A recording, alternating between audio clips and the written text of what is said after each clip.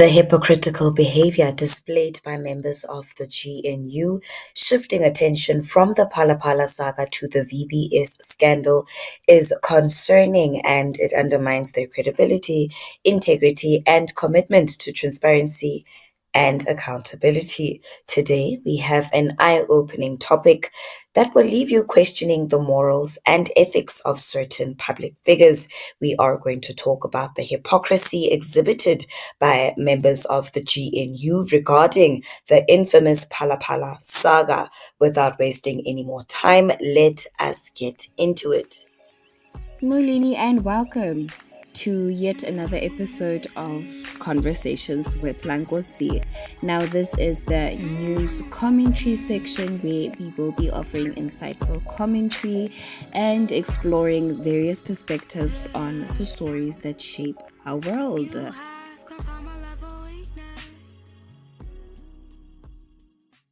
It is no secret that the Phalaphala scandal sent shockwaves throughout the nation when the news broke. Now, for those of you who are still in the dark regarding this matter, there will be links in the description box below should your investigative nose twitch.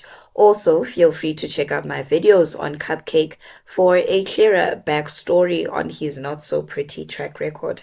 Moving on, my problem with this mess stems from the blatant hypocrisy displayed by the newly formed group known as the GNU, who do not seem genuine in their representation, especially since several leaders from the different political parties that are a part of it were very outspoken about their distaste for the whole Phalaphala scandal, but have now changed their tune and have shifted the focus and are now targeting the EFF due to a leaked affidavit involving its senior leaders. Now, guys, I'm all for holding people accountable and putting them on the spot, but I am fully against people being hypocritical about this because, again, the EFF were not the only political, party that seemed to be implicated in this VBS scandal. What of the SACP that was fingered to be, a part of the alleged the benefactors of the VBS scandal? What of that other, I think he was a former treasurer general or something of the ANC that site in Limpopo as well, who also seemingly benefited from this. So them shifting the focus to the EFF, making it seem as if, the EFF is this and the EFF is that. Guys, the Tuma minions, okay, before I even digress, let's continue. But I really have a problem with these people coming out, to shift the focus, from Phalaphala onto VBS and only, speaking on the EFF, whereas, there are certain members of the ANC that seem to have, been implicated in this thing, which also then makes us come back and question the authenticity of, this leaked affidavit and the intention behind it also, because the timing is not make sure. The timing is not make sure, and I definitely have a problem with them operating themselves here as, people that are, speaking for the neglected or the rejected, because again they are members of parliament and they do not support corruption. What happened? Where were your voices during the Phalaphala scandal?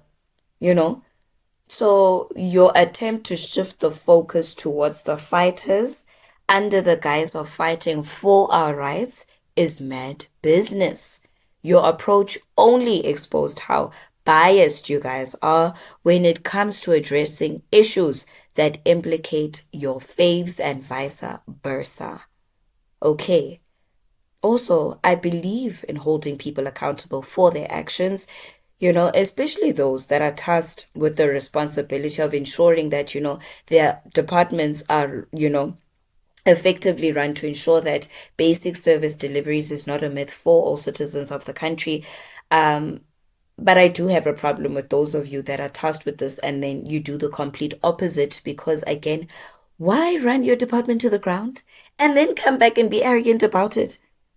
So it's appalling to see, those in power preaching about transparency and holding people accountable while engaging in underhanded dealings behind closed doors. The public deserves honesty and integrity from their leaders, yet time and again we witness betrayals of trust for personal gain because people are playing politics with the power given to them by those who voted for them because they believed in them, and others are singing for their chance to sit at the table and feast on a power that they have been longing for. Because how did they switch up so quickly? Without wasting any more time, let us get into this article. The economic freedom fighters leader Julius Malema has called out the leaked affidavit of VBS's former chair, Chifiwa Matodzi, to be a sponsored propaganda aimed at defocusing his party. Malema was responding to the news, specifically to the DA, that the VBS bank looting scandal was bigger than the Phalaphala saga. He was also hitting back at allegations made by Matodzi that the EFF leaders had benefited from the VBS money.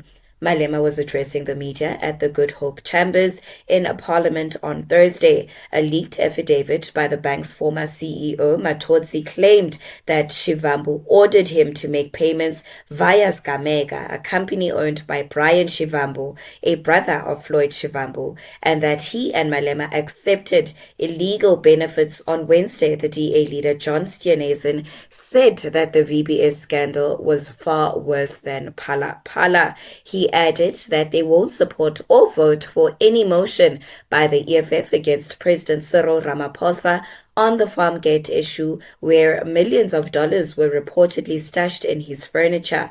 Steenhuisen also took a swipe at the EFF leaders, saying they used the money for no good reason. The money was not spent on social good projects that would uplift and save the poor. Instead, it was spent on luxury items, splurges at the Durban July and the campaign, and other luxury goods. It shows that the EFF has no intention of being the vanguard of the poor. This is a mask that they use to justify the types of activities that they get up to, he said. However, responding to this, Malema believes that Ramaphosa pushed the government of national unity set up so that the DA does not come for him. He added that it was opportunistic for the DA to say it would not vote with them for Ramaphosa's impeachment because of VBS. When we were voting in favor of the Phalaphala impeachment report, the VBS story was there. There's no new story that is stopping them to vote with the EFF. They are using VBS to abandon their own stance of expediency by but equally, they are using Phalaphala to hold Ramaphosa accountable because every time he tries to move, they will mention Phalaphala, he said. He further vowed to launch a new investigation into the matter, stating that Phalaphala is not dead. If it means bringing it afresh, where we have to constitute a new panel to make investigations, we will use the previous panel's recommendations as evidence to the new one and then come back and vote again. Furthermore, he maintained that the GNU will not last longer than expected. The link to this article will be in the description box below. Now, let's get into what we got from the article. Now, before I get into this, know that my views aren't sponsored. So if you are going to catch feelings over my commentary, watch something else, because I am not about to censor myself to accommodate a Tuma Mina minion. Cupcake is no saint, and no amount of PR can sanitize his already tainted image as the President of the Republic of South Africa. Moving on. Now, Mr. Matodzi, for Juju to openly call you out on your true intention for leaking that affidavit to push a certain narrative is mad business, my guy. Could you not have done it in a more subtle manner by refusing to link your fight to a political one? Now you have all of us questioning the credibility of the information you leaked due to the timing of everything, my dear. However, we will follow the story as it unfolds, so long as politicians who have the proximity and power to influence the outcomes of this negatively do not do so, seeing that the media is making noise about it compared to how they treated the Phalaphala scandal.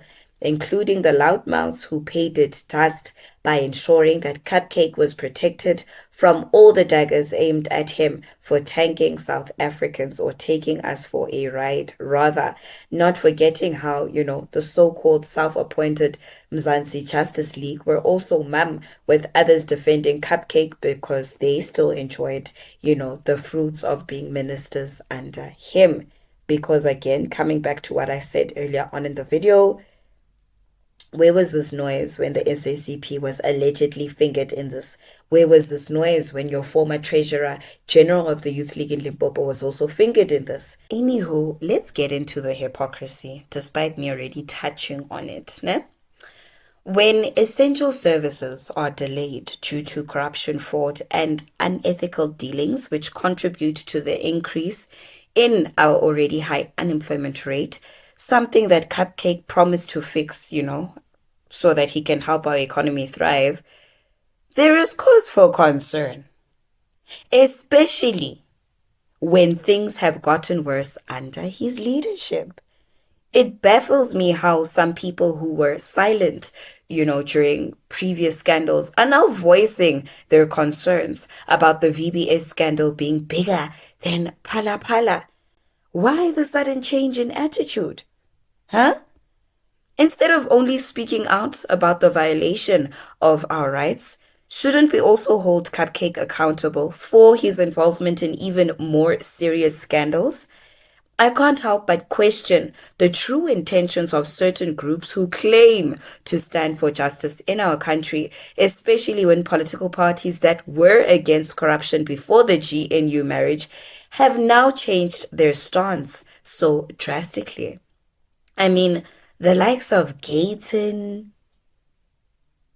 Guys, was Gayton not the one who accused both the DA and ANC of election vote rigging, or was that just a move to secure a government position?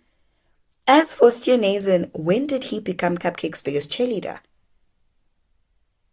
Guys, the sudden interest in the VBS scandal raises suspicions of hidden motives and attempts to divert attention away from Cupcake's wrongdoing in the Phalaphala saga. The selective outrage and moral high ground taken by members of the GNU only highlights their double standards and lack of real concern for ethical practices. This pattern of hypocrisy does not only damage their reputation, but it also erodes the public's trust and confidence in their ability to govern the country effectively and ethically. The difference between what is said and what is done highlights a disturbing trend of moral decay among some members of the government. With that being said, it is important for us as citizens to hold our elected representatives accountable and demand the highest ethical behavior from them, including those who are a part of the GNU imposed on us as a solution to our problems as South Africans. This betrayal of public trust serves as a clear reminder of the importance of vigilance and oversight. We must remain vigilant to avoid being part of politically motivated battles that have nothing to do with us or our fight against corruption, and to ensure that those responsible are held accountable. Now, it is important to also highlight the fact that no one is immune to being held accountable, and those who think they can protect their favorite Cupcake, who is the face of unemployment and poor governance in the country, need a reality check. Ours is to not turn a blind eye on the hypocrisy that exists within the corridors of power. Together, we can work towards a more transparent and just society where integrity prevails over personal interests. Because this time around, we are far from being asleep. That marks the end of today's video. Thank you so much for lending your eyes and ears. I hope that you found today's video informative. Please do not forget to click on that subscription button or light the notification bell so that you do not miss out on any new uploads. Nkosi.